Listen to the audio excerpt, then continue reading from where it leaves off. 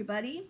I have a book to share today called Bug Safari, and it's by Bob Barner. Bob Barner wrote the words and made the pictures. Ooh, now a safari is when you go out and look for animals, in this case, bugs. Ooh, there's some beautiful flowers. Ooh, I see a bug here. Interesting. Here's some more. Oh, one has some jaws on it. There's an ant. Ow, just ran my toe over with my chair. All right, let's get started. Oh, there's a person right here looking at some insects, some bugs. The events described here actually happened to me. The things I learned are recorded to the best of my memory. We can still observe and learn from the great ancestors of the very ants I saw that day so very long ago. Well, last summer. Ancestors are the people or insects that came before you, like your grandparents would be your ancestors. Oh, look, there's a magnifying glass. I was lost in a bug-infested jungle one hot summer day. I was all alone, looking for a way back to base camp, when I saw a long line of marching black ants. It looked like an ant safari. Where could they be going? Was this a way out of the jungle? I decided to follow. They're gonna follow the ants. In all my travels, I'd never seen anything like the ant safari. Some of the ants carried things to eat, such as leaves, seeds, or bits of other insects. The ant safari was in a hurry to get somewhere. The ants didn't even look up at the big dragonfly that buzzed over our heads. We headed deeper into the dark, unknown jungle. Ooh, there's a stick bug here too. Dragonfly with the wings. That's some kind of a beetle. Stick bug. Isn't it amazing how ants are so good at carrying things? They're actually really strong. Oh, let's see what this says. Oh, there's a pencil. I crawled over rocks and through mud. I had to find out where the ants were going. The safari passed under flowers that were humming with honeybees collecting pollen.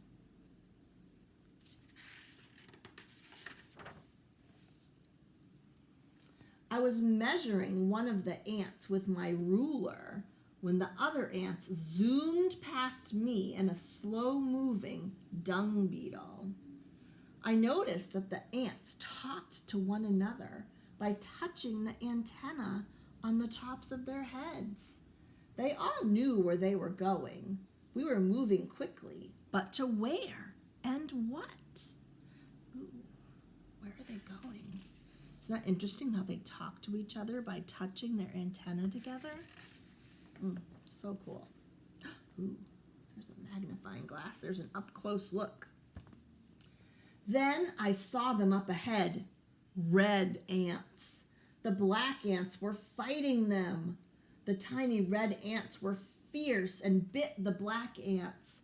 The black ants stood their ground and battled for several minutes until the outnumbered red ants ran away. One of the black ants took charge. I called it the general. The wounded were treated and the safari continued.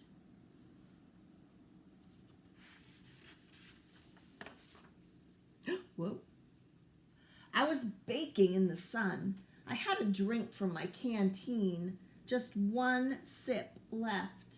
The ants became very excited. They had come upon a toad sitting in the middle of their path. Most of the ants ran around it, but a few of them got zapped. Oh dear, the frog got them with its tongue. Why would they keep going with all of this danger? Where could they be going? Oh, Where are all these ants going? There is danger. Red ants, toads. Ooh, what's this? Then I saw it. A giant green mantis. So this is a mantis. In a bush above the ants. One of the ants was plucked up and eaten, but all of the others marched ahead. They passed under sticky spider webs, spotted beetles, and noisy crickets that made a chirping noise as we passed by. I picked my way through the jungle. I had scraped my knee and cut my finger and needed medical attention. I bravely pressed onward, hoping I'd one day see another human being. There's the person on the safari looking up. All of a sudden, a black, hairy spider pounced in front of the ants. The general led the safari around the giant, but I feared the worst. I hid my eyes and ducked for cover.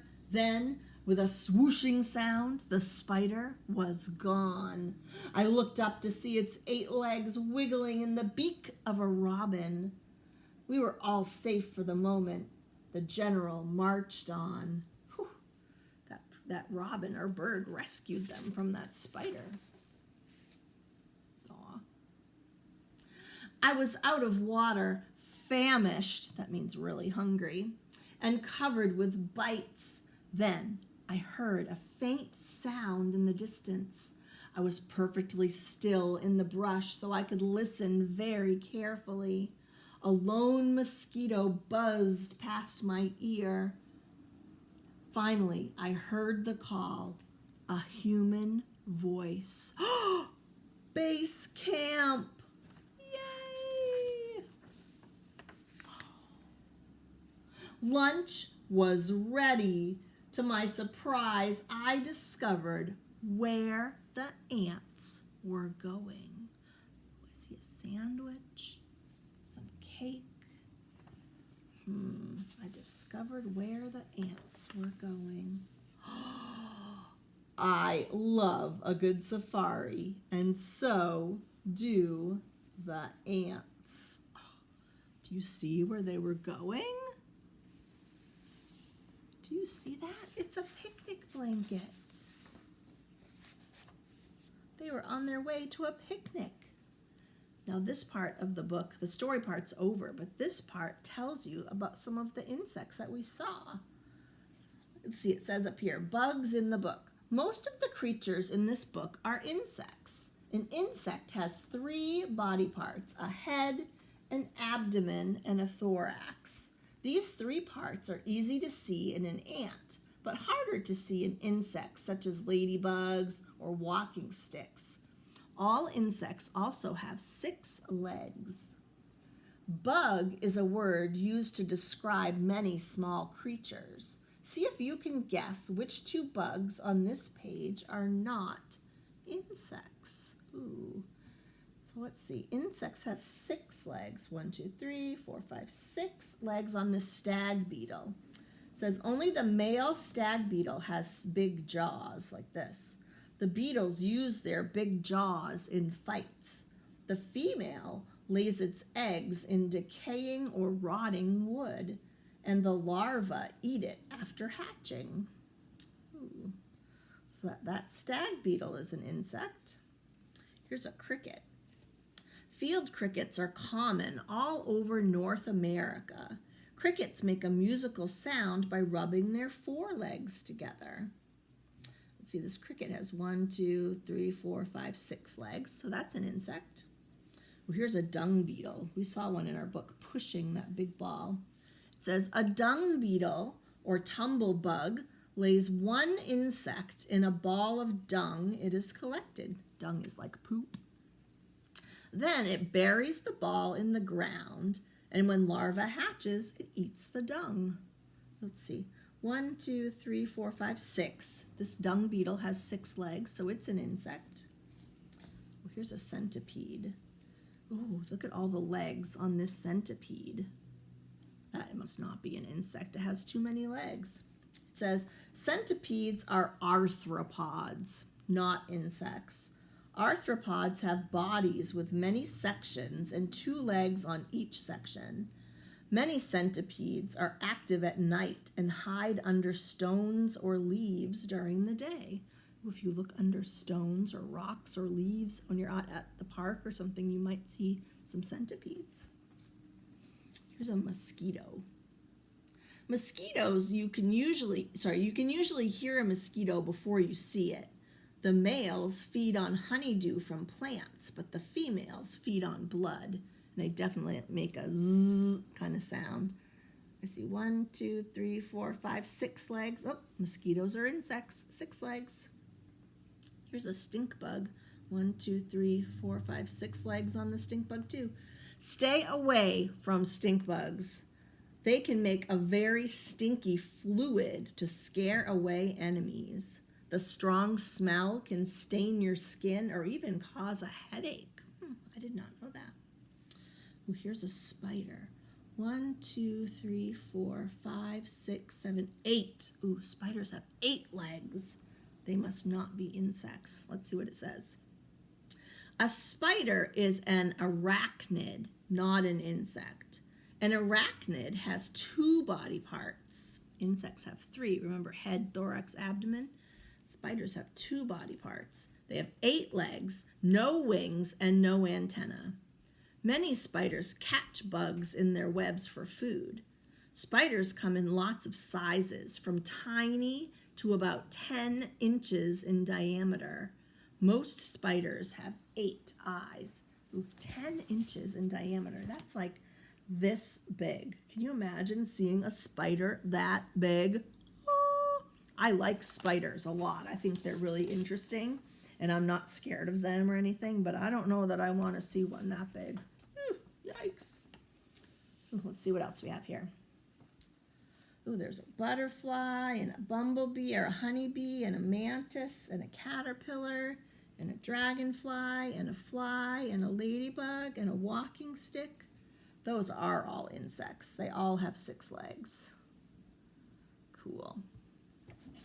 All right. Oh, and it says here at the end about the ant. We'll read about the ant.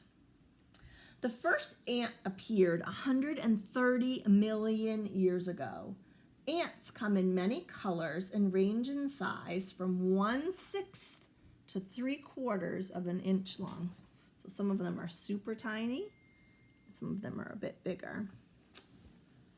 The ants we see above ground are usually worker and soldier ants. Only male ants and queens have wings. Only queen ants can lay eggs. Ants live in large groups called colonies, either underground or sometimes above ground, in piles of loose leaves or rotten wood. Some ants bite, others sting. Ants have jaws called mandibles that they use to crunch food or to fight other insects. Ants may eat plants, insects, or both. Ants can talk to one another by touching their antenna. Ooh, are their antenna? There's its head and thorax and abdomen and 1, 2, 3, 4, 5, 6 legs.